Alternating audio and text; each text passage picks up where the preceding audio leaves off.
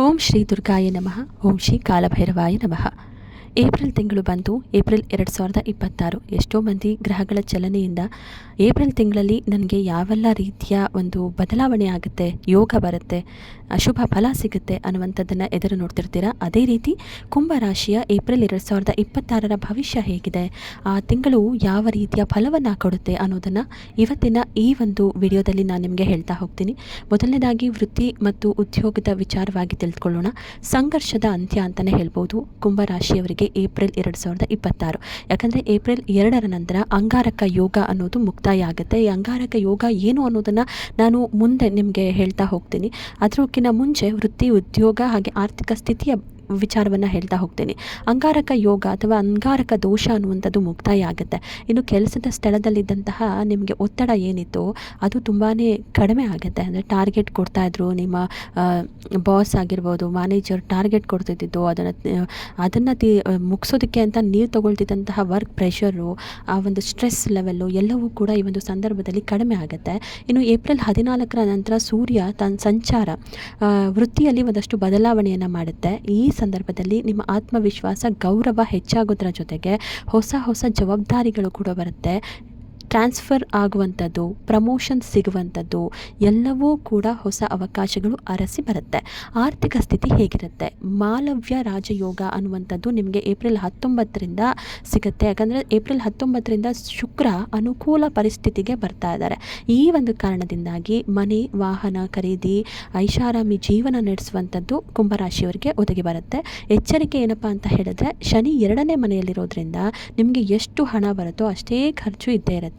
So ಐಷಾರಾಮಿ ಜೀವನಕ್ಕೆ ನೀವು ಕಟ್ಟುಬಿದ್ದು ಖರ್ಚು ಮಾಡೋದು ಒಂದೆಡೆ ಆದರೆ, ಇನ್ನು ಮಕ್ಕಳ ವಿದ್ಯಾಭ್ಯಾಸಕ್ಕೆ ಹಾಗೆ ಬೇರೆಯವ್ರನ್ನ ಇಷ್ಟಪಡಿಸೋದಕ್ಕೆ ಹೆಚ್ಚೆಚ್ಚು ಖರ್ಚು ಮಾಡುವಂತಹ ವಿಚಾರಕ್ಕೆ ಸ್ವಲ್ಪ ತಲೆ ಕೆಡಿಸ್ಕೊಳ್ತೇ ಇರೋದು ಒಳಿತು ಅಂತ ಹೇಳ್ಬೋದು.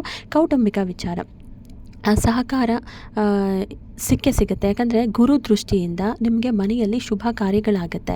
ನಿಮ್ಮ ಮಕ್ಕಳ ಕಡೆಯಿಂದಲೂ ಕೂಡ ಶುಭ ಫಲಗಳು ಕೇಳಿಬರುತ್ತೆ. ಆದರೆ ಒಂದು ನೀವು ಮಾಡಬೇಕಾಗಿರೋದೇನಪ್ಪ ಅಂದರೆ, ತಿಂಗಳ ಆರಂಭದಲ್ಲಿ ಮಾತಿನ ಮೇಲೆ ನೀವು ಹಿಡಿತವನ್ನು ಹೊಂದಿರಬೇಕು. ಮಾತಿನ ಚಕಮಕಿ ಆಗುತ್ತೆ.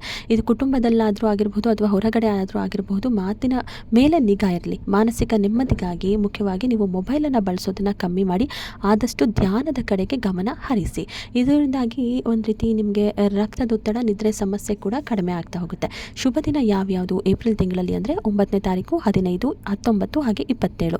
ಎಲ್ಲದಕ್ಕೂ ಒಂದಷ್ಟು ಪರಿಹಾರ ಏನಪ್ಪ ಅಂದರೆ, ಶನಿವಾರದೊತ್ತು ನೀವು ಅಶ್ವತ್ಥ ಮರದ ಕೆಳಗೆ ಸಾಸಿವೆ ದೀಪವನ್ನು ಹಚ್ಚೋದ್ರಿಂದ, ಜೊತೆಗೆ ಹನುಮಾನ್ ಚಾಲೀಸವನ್ನು ಪಠನೆ ಮಾಡೋದ್ರಿಂದ ಕೂಡ ಒಳಿತನ ಪಡಿಬಹುದು. ನಾನು ನಿಮಗೆ ಹೇಳಿದೆ ಅಂಗಾರಕ ಯೋಗ ಅಥವಾ ಅಂಗಾರಕ ದೋಷ ಅಂತ ಹೇಳಿದ್ರೆ ಏನು ಅನ್ನೋದನ್ನು, ಅದನ್ನು ಈಗ ನಾನು ನಿಮಗೆ ತಿಳಿಸ್ತಾ ಹೋಗ್ತೀನಿ. ಅಂಗಾರಕ ಯೋಗ ಅಂದರೆ, ಅಂಗಾರಕ ಅಂದರೆ ಮಂಗಳ. ಈ ಒಂದು ಸಮಯದಲ್ಲಿ ಮಂಗಳ ಹಾಗೆ ರಾಹು ಒಂದೇ ರಾಶಿಯಲ್ಲಿ ಸೇರಿದಾಗ ಪರಸ್ಪರ ದೃಷ್ಟಿ ಬೀರುತ್ತಲ್ಲ, ಅದನ್ನು ಅಂಗಾರಕ ಯೋಗ ಅಥವಾ ಅಂಗಾರಕ ದೋಷ ಅಂತ ಕರಿತೀವಿ. ಎರಡೆರಡು ಗ್ರಹಗಳ ಸಂಯೋಗ ವ್ಯಕ್ತಿಯ ಮೇಲೆ ಸಿಕ್ಕಾಪಟ್ಟೆ ಪರಿಣಾಮ ಬೀರುತ್ತೆ. ಈ ಸಂದರ್ಭದಲ್ಲಿ ಅತಿಯಾದ ಕೋಪ ತರಿಸುತ್ತೆ, ಹಠ, ವಿವಾದ, ಕುಟುಂಬಸ್ಥರೊಂದಿಗೆ ಜಗಳ, ಅಪಘಾತಗಳ ಭಯ ಆಗುವಂಥದ್ದು. ಮಂಗಳ ಅಂದರೆ ರಕ್ತ ಹಾಗೆ ಶಕ್ತಿಯ ಸಂಕೇತ ಆಗಿರೋದ್ರಿಂದ ರಾಹುವಿನೊಂದಿಗೆ ಸೇರಿದಾಗ ವಾಹನಗಳ ಚಾಲನೆ ಮಾಡುವಾಗ ಸಣ್ಣ ಪುಟ್ಟ ಗಾಯಗಳಾಗುವಂತಹ ಪರಿಸ್ಥಿತಿಗೆ ತಂದೊಡ್ಡುತ್ತೆ. ಆರ್ಥಿಕವಾಗಿ ಅಸ್ಥಿರತೆ ಉಂಟಾಗುತ್ತೆ. ಅಂದರೆ ಹಣದ ಅರಿವು ಇದ್ರೂ ಕೂಡ ಖರ್ಚು ಜಾಸ್ತಿ ಆಗುತ್ತೆ.